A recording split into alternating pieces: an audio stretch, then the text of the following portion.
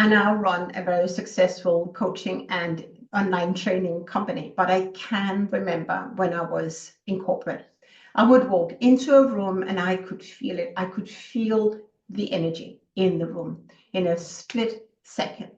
If the energy was good, I would be effortlessly me, happy, smiling. I would be so engaged in the conversation, and I wouldn't overthink what I have said and was it wrong, because I was just so me, and I just knew that this is a safe space and I can share what I needed to share. But if the energy was off, I was a very different version. Even before going into the meeting room, I would start to sweat, my heart would start to race, my shoulders would start to get tense.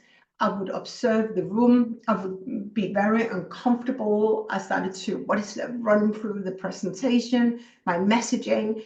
I now know that I was so stuck in my limiting beliefs and my fear that I wouldn't do it good enough. Maybe you can relate. And I know some of you have experienced this as well.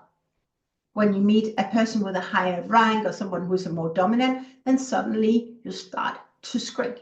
Without you knowing, you're giving power away, right? You don't come across as powerful as you knew you could. And suddenly you start up being a yes woman rather than actually speaking power to truth and telling that executive what he or she needs to hear, right? So I've been there, and I want to share with you 8 life lessons that I know will shift how you show up, will help you elevate your personal brand.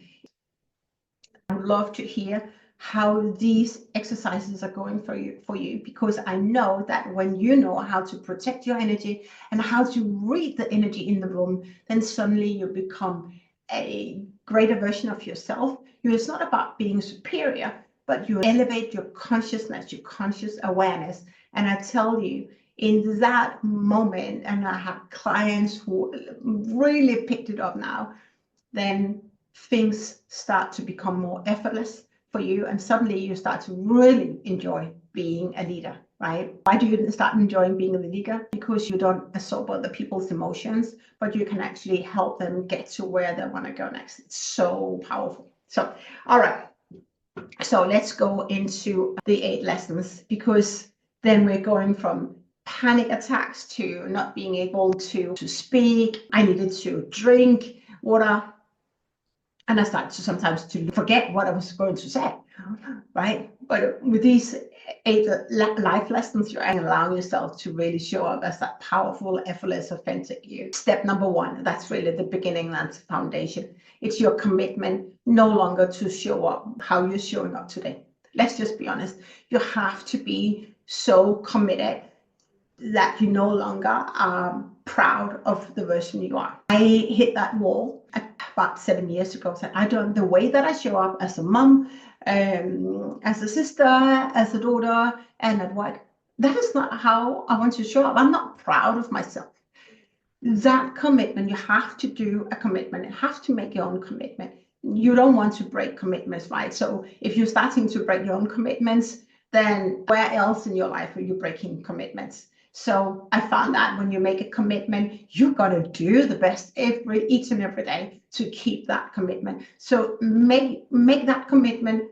Now it's time to become a better version of yourself. Then step number 2 is about watching you real time. I started to watch me real time. And yes, it takes some time, right? It took me the first time 10 minutes. I would react to something, and then there was sensations in my body. That's the energy. And when there is the lower level of energy, you're aggressive, you're grumpy, you blame everyone else. But actually, you're the only one who is in control of and decide how you want to show up. So start watching yourself. And when you feel those lower level of energy, then in your mind, play back what was going on. Watch yourself real time. And then number 3, that's feeling the feelings, like what's going on.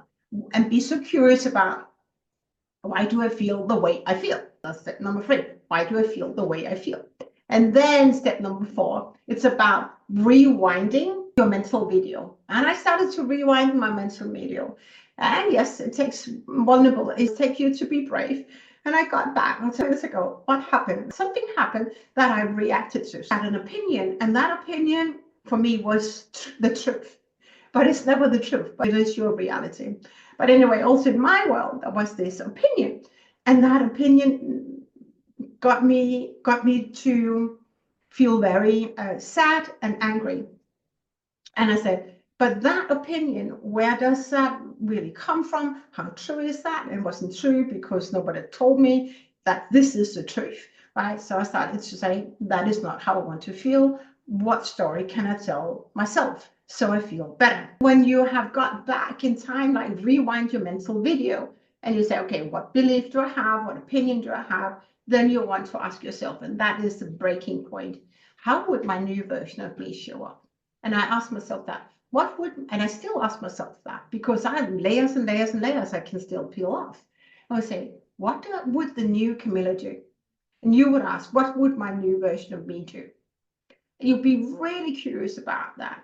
And what would a better version of you do? And you would then say, all right, I'm going to practice that. And you get to practice becoming a new version of yourself. And that was really the game changer for me.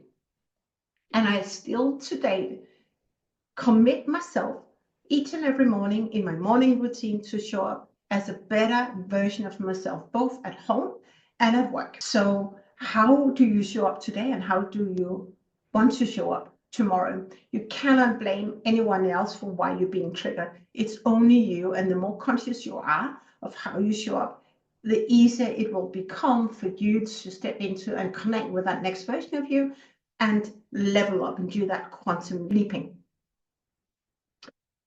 You're in a corporate setting and one of your superiors starts to be a bit aggressive. Someone asked me this question the other day: what do you do when your superior is really aggressive?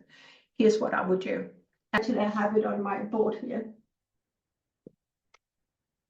And that's the reason why I also have this board and I show it, because there are some of my notes. For example, what do you really want? What do you really want? That's one of my notes. And I connect with those notes because it's all about allowing myself to show up as the best version of myself, but also protecting my energy and serving as deeply as I can. So in a corporate setting, then I have here, and I know some of my clients, you cannot read that.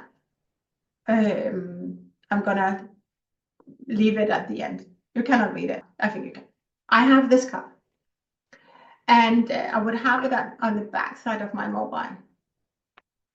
And then it would be my guidelines: slowing down, be curious, respond to curious questions, active listening, be authentic, and understand a fixed mind. A person who wants to be right, that's a fixed-minded person. What you would do is start to really honor the energy. I can see you're frustrated right now, right? What is really going on? I started to practice just that question. And I tell you, that was a very uncomfortable moment. And I remember who that was. And I remember exactly the meeting room I was in. And that person said, nobody ever asked me such a question. And I said, well, then I'm the first one.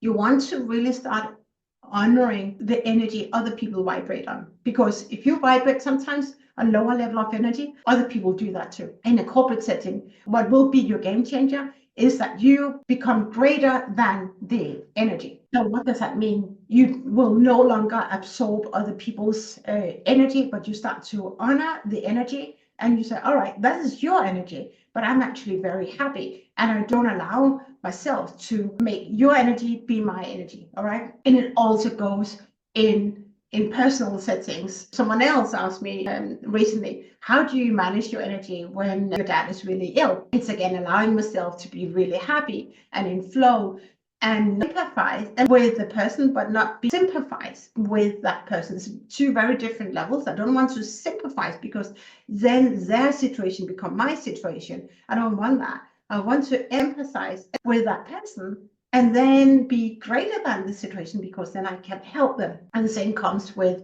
in corporate setting, right? So you want to emphasize that the other person is really frustrated, but it has nothing to do with you. It could be that they had an argument this morning, him and his wife, or maybe he has been told off by his boss, right? You don't know, but without you asking what is really going on, you suddenly start to have these inner dialogues where suddenly you think that you had said something wrong and he doesn't like how you show up and he doesn't like me, doesn't respect me. You do not know that at all unless you actually ask him. So you want to really show up, honoring your space, but also honoring how other people are showing up. So showing up and holding the space for other people are step number 7. And then you want to really, as step number 8, lean into the discomfort, as I talked just about before. It's really about being so curious about what is going on in the room. Why are you frustrated? What's going on? Hang on a moment. What you're doing right now, I don't think that's the best way. Because I have done this for years and I have a lot of case studies that show that if we go down that road, it would take much longer if we did like that. You would use such a language, even because it's a very powerful word to use. Nobody can argue against what you know to be true. But you want to really hold the space for other people, and you want to show up as that person who belongs in the room, not just a yes woman or a yes man. That is so important. When I started to practice these 8 steps, I started to feel happier. I started to feel more confident.